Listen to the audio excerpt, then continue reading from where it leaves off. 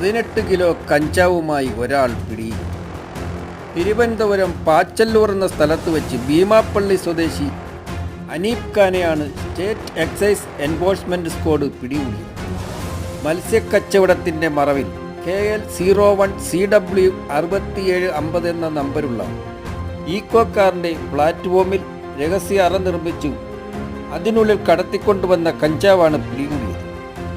Excise circle inspector G Krishnakumar, ഇൻസ്പെക്ടർമാരായ KV Vinod, TR Mukesh Kumar, S Madhusudan Nair, RG Rajesh എന്നിവരുടെ സംഘമാണ് പ്രതിയെ പിടികൂടിയത്. കോടതിയിൽ ഹാജരാക്കിയ പ്രതിയെ റിമാൻഡ് ചെയ്തു.